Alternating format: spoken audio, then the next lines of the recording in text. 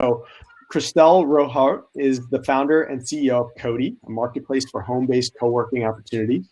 Cody connects local professionals with quiet and comfortable home workspaces nearby, enabling local residents to monetize their underutilized living rooms during the day. Christelle is also a Schmidt-MacArthur Fellow on the Circular Economy and a former researcher and consultant in the fields of urban living and community development. Christelle, welcome to the Remote Startup Expo. Thank you. Thanks, Joe. Pleasure to have you. So would love to invite you just to maybe introduce yourself, introduce Cody. I know you had a few slides you wanted to share. Yeah, definitely. So as you put in your graph, I don't know if everyone saw it, but like you put the graph with like the startups. The article I wrote on the remote startup landscape. Yeah, on my LinkedIn. Everyone should check that out. Thank you for the plug. Yeah, no, that's the best graph ever. For startups. So basically Cody builds the physical infrastructure for remote working using residential spaces. And that basically solves the two biggest pain points that remote workers have, which is first, social isolation, and second, distractions in your own home. And how do we do that? Cody is roughly described as being the Airbnb of co-working, or Airbnb meets WeWork. We find beautiful homes in your neighborhood that are underutilized during the day. And with Host, we turn them into a productive workspace that you can access every day. And it's used by individual remote workers to boost that productivity, but also teams who just want to collaborate in person. So I can show you guys a few pictures of what a Cody is like. Let's see if I can do that well with Remo. Can you guys see my screen? Yes, we can. Yes, we can. So that's one Cody in San Francisco that Joe knows very well. My favorite. So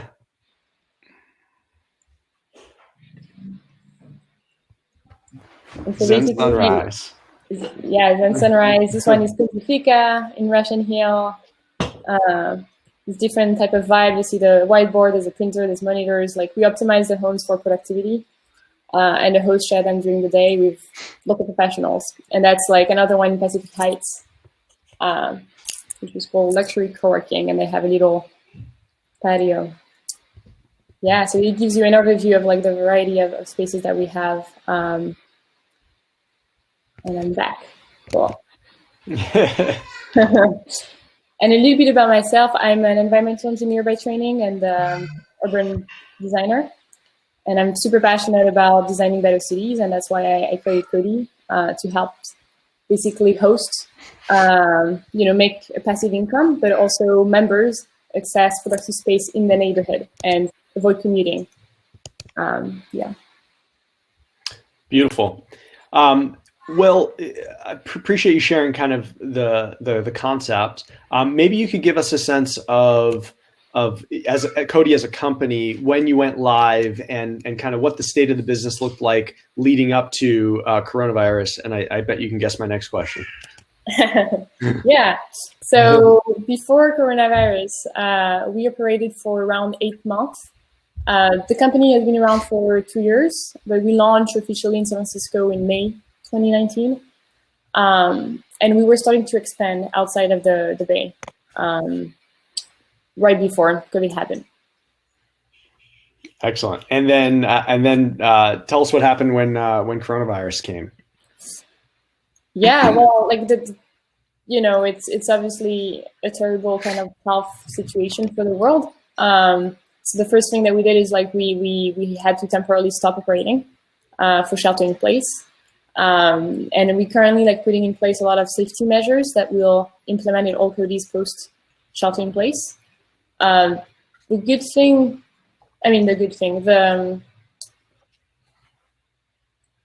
What's helpful for us is that we don't have leases. Like we very capital light, so we can just hibernate in a cost-effective manner, contrary to some other companies that have like huge costs of operations. So that's been more helpful. The upside is that we're getting a lot more demand from corporates who are looking for an intermediary solution. Basically, like work from home is not productive for everyone. Maybe Maybe you have kids, maybe you have roommates, maybe you live in a studio. And people will want, I think, to avoid crowded workspaces or having to commute with public transportation for a while. And so we're having a lot of conversations with companies that are looking for an intermediary step. And post-shelter in place, what we can offer is that employees work in small groups near their homes, like 5 people, where they can be more productive and maintain healthy social distancing. So currently, and post-COVID, like we're working on pilots where the companies give us basically a list of zip codes with where their employees live, and we open codes near them. It's very cost-effective. It's less than $100 per month per employee for the first kind of package. And you can literally serve any of your employee wherever they live. Absolutely. And, you know, I've been thinking about this and talking to a number of people as well, because, you know, about what it's going to look like post shelter in place. Some corporates are talking about, hey, we're going to open up our offices, but we're still going to encourage social distancing, and therefore maybe only half the people come in at the same time. But I also just have this feeling that even when, you know, things are back to like normal, quote unquote, where people are allowed to come back to work, I think there's going to be like a level of fear and just concern about commuting on public transportation, working in close quarters with large groups of people. And so I'm just wondering kind of what you're hearing from some of those bigger customers you're talking to, those bigger corporates. Yeah, I think that some corporates are aware that their employees won't be willing to go back to the office right away, as you said, because of fear, but also reality. Like the virus is like won't go away in one day. And putting everyone back in public transportation, plus in offices where you have thousands of people going through, it will be by phases, I think. That's one thing. So what we're hearing is a lot of that, but also we're hearing that companies that had nothing, like no work from home policy at all, now have to adapt to the situation and are exploring ways to have better remote work policies. And so we're becoming a partner for them in that regard, because even post-COVID, more and more companies will have work from home days. People realize it's a better lifestyle, like you can avoid hours of commute and you don't need to be sitting next to the same person every day, next to the same window. and yeah, so yeah, we're trying to be a partner for those companies so that there's a physical infrastructure for those employees in their neighborhoods. And you talk about like in their neighborhoods, like big companies usually have big footprints. I know you're in the Bay Area right now, but can you talk a little bit about plans to expand and how quickly you can kind of spin up new cities or new geographies?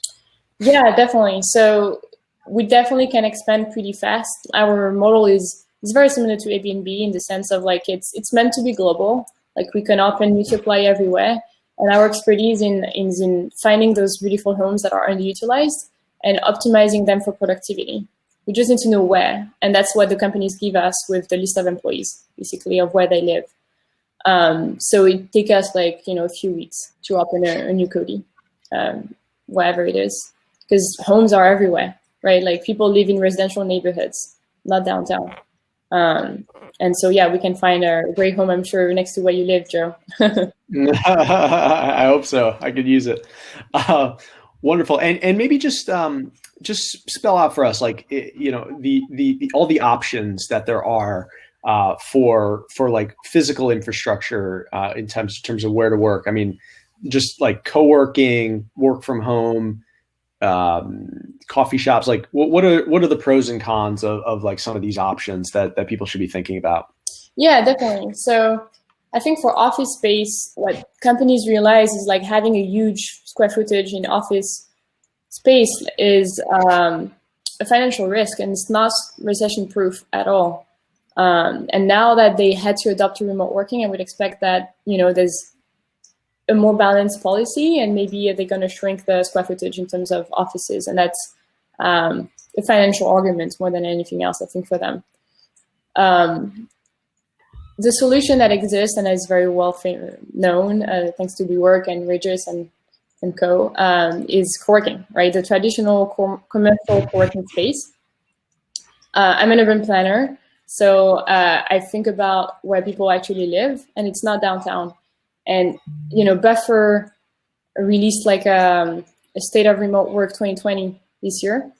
80% of remote workers work from home. Only 7% go to commercial co-working spaces. Why? It's because I don't live close to a co-working space. And that's the problem with companies as well. Like, if you want to serve all your employees, like you can't just rely on the co-working space because it's not inclusive. Not everyone has access to one within 3 miles.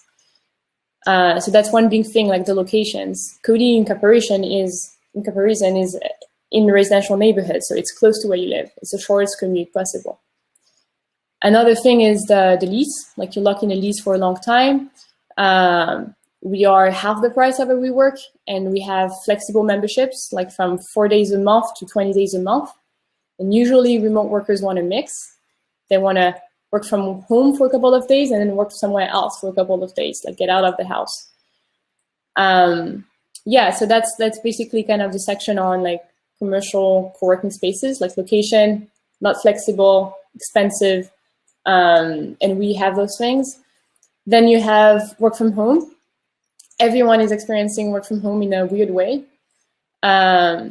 As I said initially, the biggest problems of working from your own home every day is the isolation. Second is the lack of collaboration. And third is the distractions. Like maybe you have roommates, maybe you have kids, maybe you're in the studio, maybe you just watch Netflix too much. And it's really hard for remote workers to unplug because it's your home, like it's where you actually sleep. So what we do is like we help people get out of the house and feel productive just by being in another environment. And the fact that it's not your home definitely makes everything different from a productivity and focus perspective. And then people can just use it with their teams or meet other local professionals in the Codis or collaborate, privatize it. There's many ways you can use our spaces.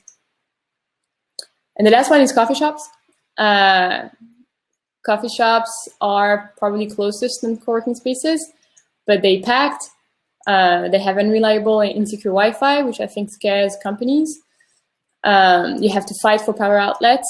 Even Starbucks now is covering the power outlets.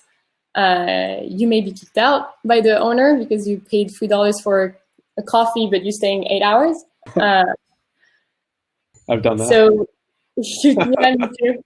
And that's why I created Cody. It's a hassle. It's not really reliable.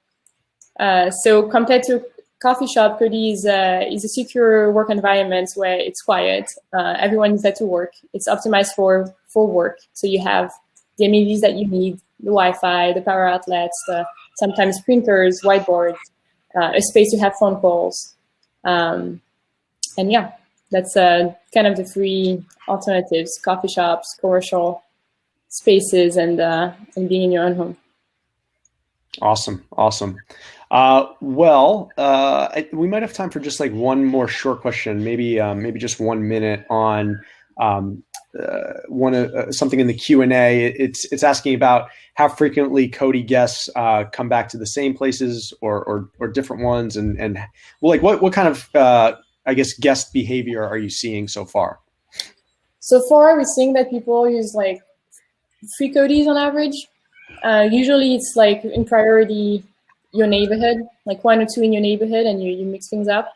And then 1 or 2 near where you have your favorite lunch spot or where your kids are at school, like whatever is convenient for you, basically, because we have Codis all over the city. And as we expand, like it's going to be, you have access to like 30 plus locations where you live. So yeah, they switch. It's free on average, 3 locations. Excellent. Well, Christelle, just want to thank you for being here again. We've known each other for some time now, and I couldn't imagine doing this event without you. So thanks for being here. Thanks, Joe. Thanks a lot for inviting me. It was a pleasure to be here today.